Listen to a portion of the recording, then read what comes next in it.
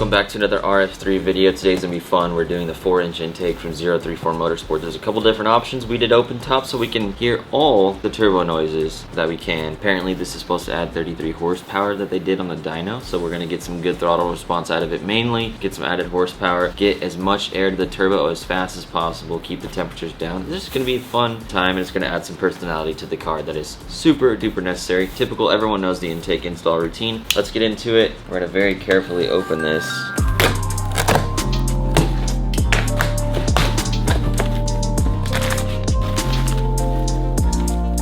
Randall, you want to come join me?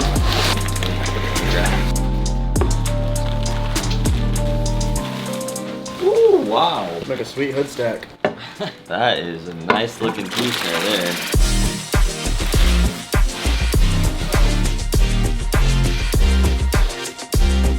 Got the air duct right here. Look at that 034 Motorsport sticker right there. That is clean. But, ooh, fancy. It's like a little bit bigger version than the GTI. Like, look at how much bigger this is. It's a lot bigger version. This looks like the top part. Got those stickers everywhere. Super nice. It's gonna look cool. Got another 034 high quality sticker in case we need it. 034 fashion color coordinated air filter logo on the end of it. This came with some cleaning instructions. Won't lose that.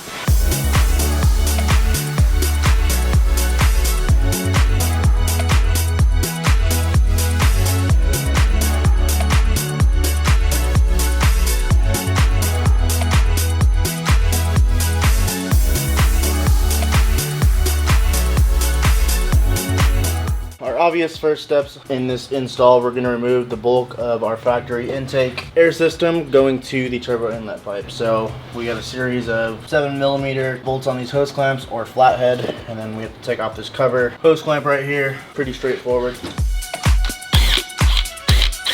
25.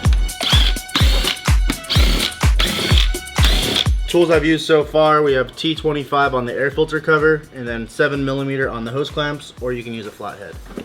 Pop that off. A little hose clamp right here.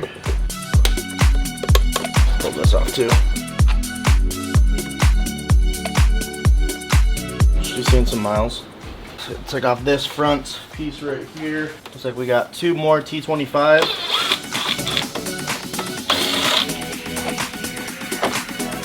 Slides out like so. I'm gonna put all of our factory bolts back where they were taken out from. I believe in the kit we do have new hardware, but just in case I'm wrong, I like to know where each bolt went to make our lives easier. Looks like this just pops out. I don't see any bolts.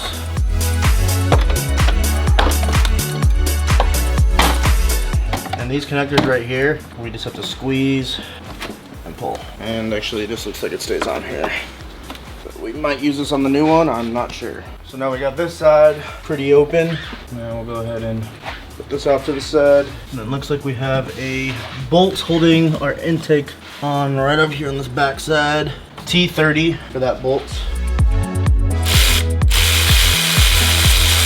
So T30 with a wobble socket. It's not 100% necessary. It just made my life easier with this gun. So now we are exposed to our turbo inlet pipe, and we have this is part of the EGR PCV valve, routing underneath the ignition coils, so we are gonna have to take off coil pack plugs.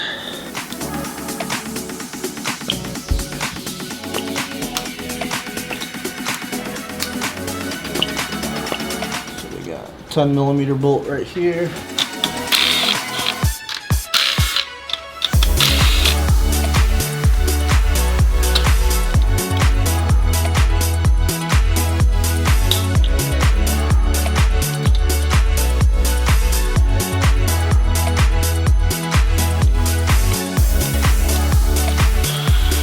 What is the situation at hand? So we have our grounds for the coil pack and fuel injectors. However, you have it's a studded basically nut right here, and then we have a nut that goes on top of it. Once these get too tight up against this right here, essentially when you go to remove it with an impact, it will twist the whole bolt out of the cylinder head here. So what you risk doing is ripping these wires out, which we kind of sort of already did, but these are not completely destroyed to where we can just kind of bend them back and they'll be just fine.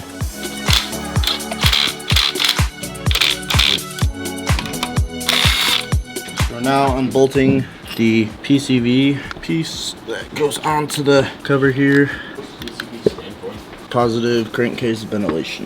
That is a great question.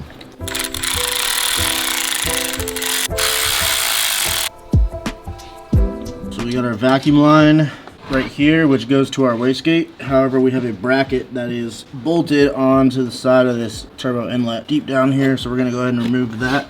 It is a T30 holding our vacuum line to our turbo inlet down here.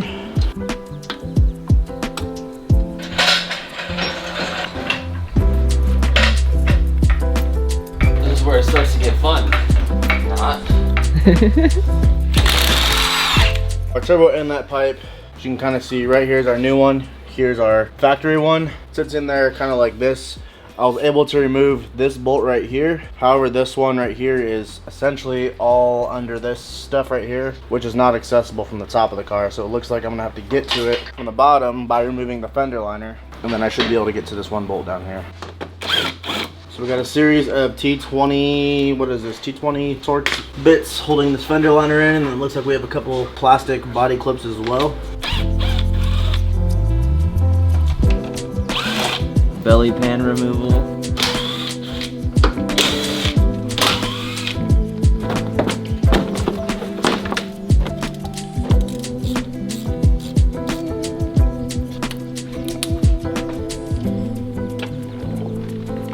Got her out. Slide that out. Now you and the car both have a boost leak. Oh, there's our other bolt right there. My dog grinding. Let's go. Oh! I was ripping off. Bro.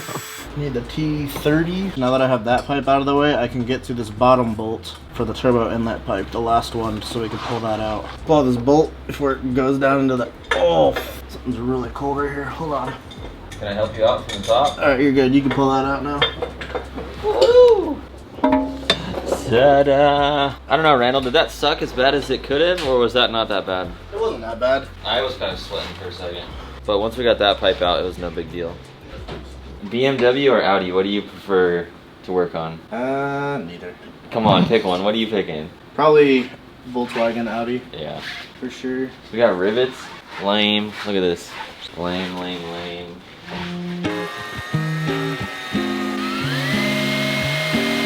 I had Randall's drill bits, but Boost leaks, dude. Boost leaks. What does it matter?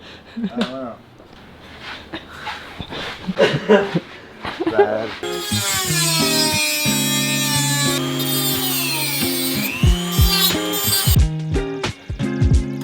that's that Randog special. So, I don't really know how they use these. I think they're very stupid, but it's what you gotta do to take it out. I'll wiggle this free. And now they provide a new bolt to thread into the new turbo inlets. And we didn't chew it up, so we're good.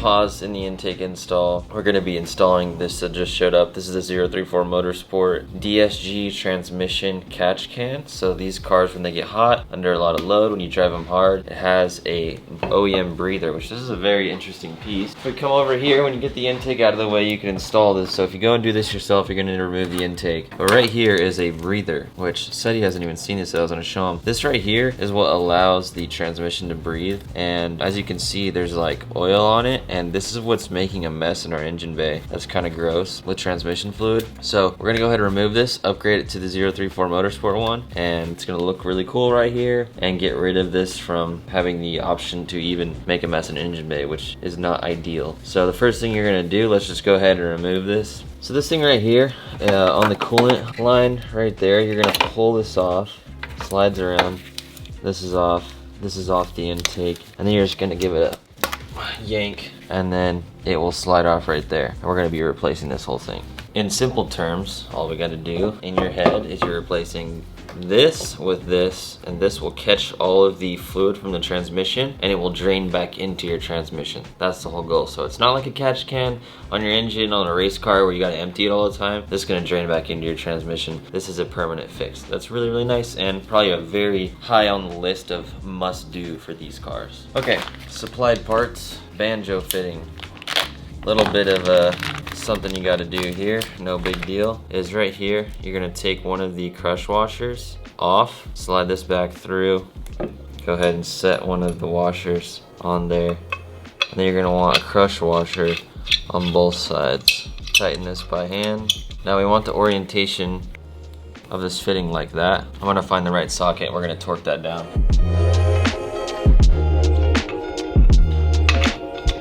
$19mm. Torque wrench set to 20 Newton meters. We're gonna snug up the banjo fitting. Just hold it by hand. About to fail. Make sure you maintain your angle of your fitting. I'll start it maybe there.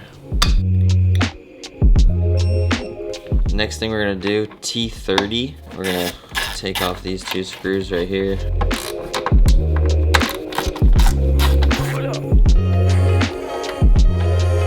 Next thing we're gonna do, take one of our hose clamps, slide it onto the end. We've got a 7mm socket we can use. We're gonna go ahead and put this in the car first, so I'm gonna snug this up on this hose. We are going into a spot of the engine bay that you can lose things, so I just want this to stay on there. See, we're gonna take it, put it on that exposed nipple hole fitting. You can see it right there. Now we can just snug it up slowly.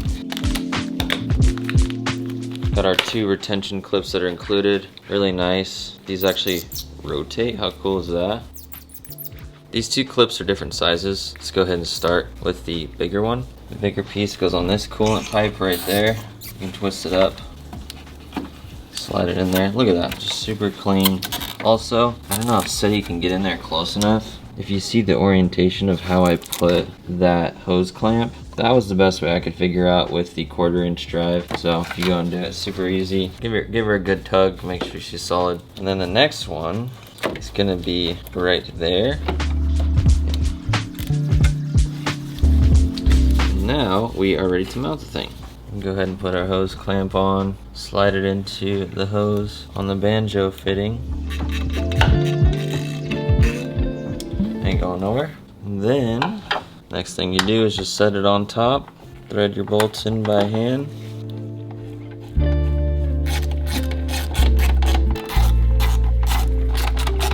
Solid. It's just a nice piece tucked up right here. People are gonna ask you what it is. Just makes the engine bay look nice. It's gonna look sweet next to our new carbon fiber intake right here. Thank you 034 Motorsport guys for caring about the details.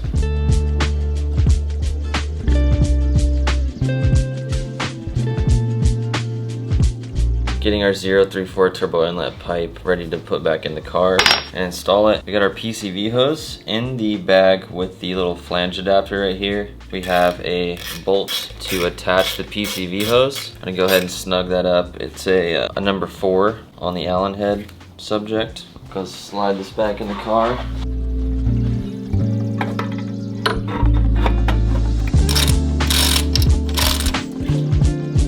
There's two T30 Torx bolts that we need to put back. It's really hard to film in here. Kind of got to work from the top and the bottom. It's kind of impossible to film, but it's not terrible. Just takes patience. It's working.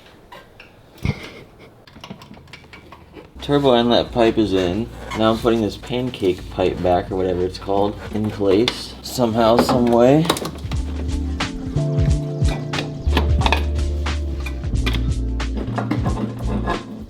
So next day, just got the fender liner back in place, belly pan on, pancake pipe is on. Now we're ready to do some stuff on the top with Randall.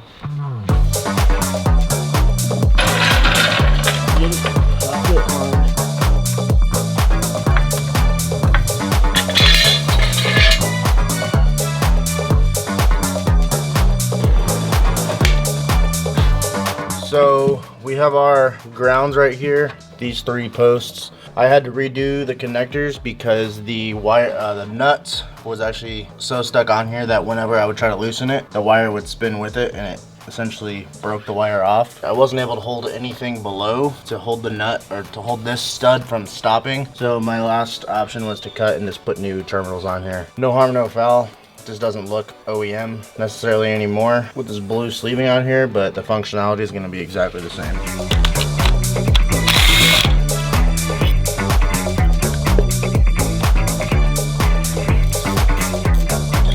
The good thing about these harnesses, how the Germans design them, it's basically dummy proof, so they kind of just flip over, and then wherever these harnesses kind of lay is generally the exact area that that harness would be plugged into. You got to be careful though with your coils. You don't want to hook them up backwards because you don't want this thing not in the right firing order.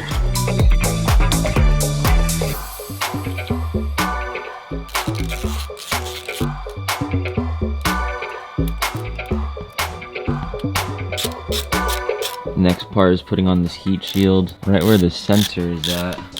We've got a mounting point right here for this guy, and then this other hole right there mounts right there. Simple 2-bolt situation.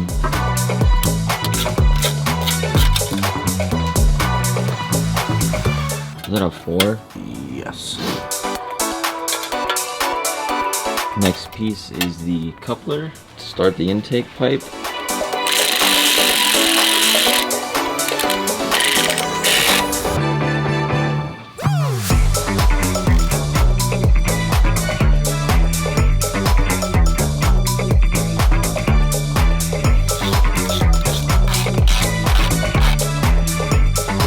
All of the rubber grommets get transferred.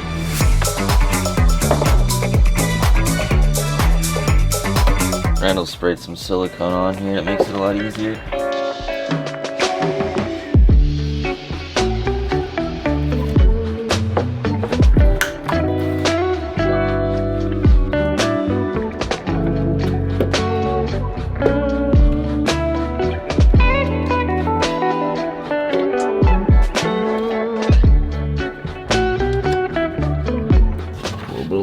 Just to save the day.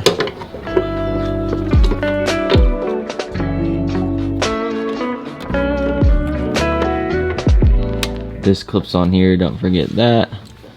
Randall and I were wondering, what is this coupler for? The smaller one is for the stock turbo inlet. Filter on, got the whole intake. Now it's time for the air duct.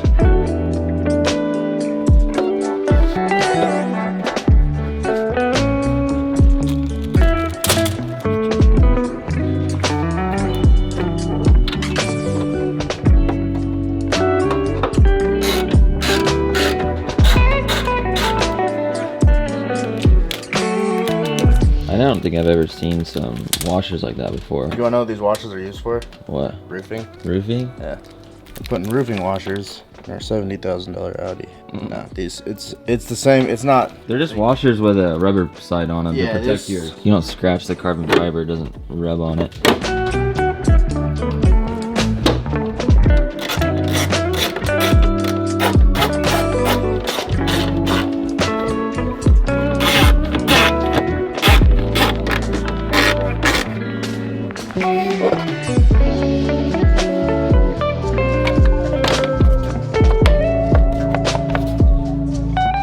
Looks pretty sweet.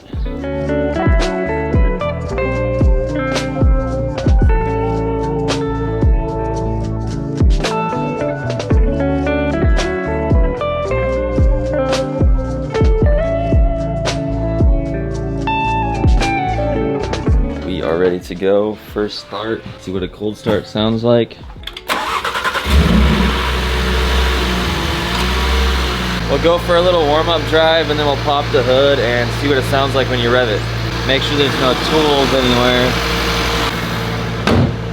I can smell that E85. Before we go street test the RS3 and listen to the intake sounds, we have a sweet turbo on this FRS right here. Our company, our team is fully transforming this FRS. You can get entered to win it now, lock your entries in, and then in a couple months you might get a call from me saying, hey, you just won a turbocharged FRS. This thing is going to be a lot of fun. It had 480 horsepower when it was parked. We have some parts on the way. We're going to get it running. If you want to keep up with the progress on it, Karma Speed YouTube channel down below. Go subscribe. We're putting out high quality content just like this channel, but even better since we have a whole team. And head over to karmaspeed.com, get entered while you're watching this video, open up a new tab, exit the YouTube video, come back, and then we're gonna enjoy the RS3, go see what it sounds like on the street. And if you want to see who won the Mazda Speed 3 over there, we're buttoning up some things on it before we deliver it to the new owner. You can see his reaction and us calling him and letting him know that he won the car on the Karma Speed Instagram. There's a video linked below in the description. Thanks so much for the quick little plug for our team. It means a lot to me. Thanks.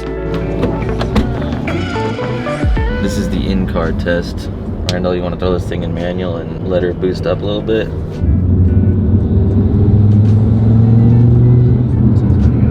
Now you can actually hear it spool up.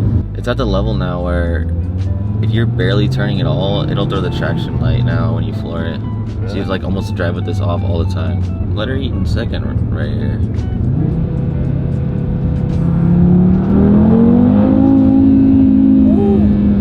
She's got the beans. It sounds good now. Yeah, it does.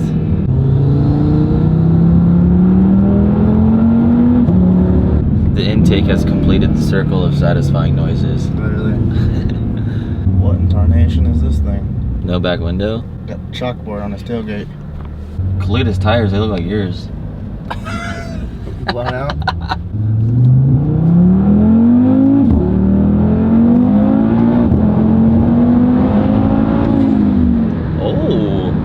Little blow off valve sound. Nah, you gotta get a good first out of the hole. You didn't. You were hesitant. Yeah. Second gear is rowdy. It is. It's very rowdy. If you're on the fence about the open intake or the enclosed one, it's really not anything crazy loud. Like if you had music on, passenger in here, they'd probably barely notice, and it's more of a mature thing.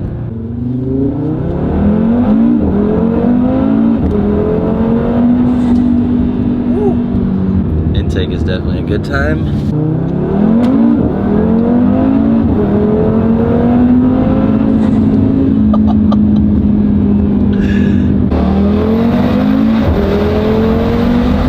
Oh wow, you can hear it a lot with the windows down. The windows down is the move. Can we take another lap with this? Yeah, I think we need to. The windows down. Yeah.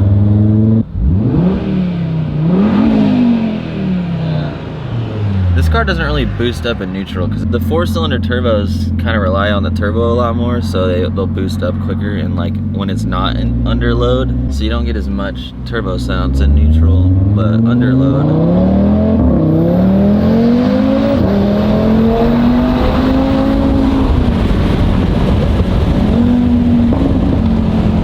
This should be one of the first mods for sure. We kind of did it opposite order because the things weren't in stock.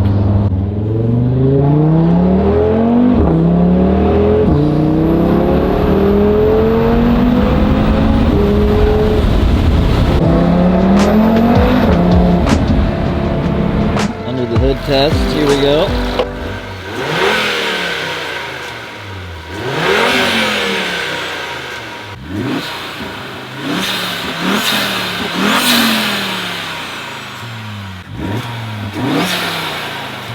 Holy cow, you can hear it a ton now.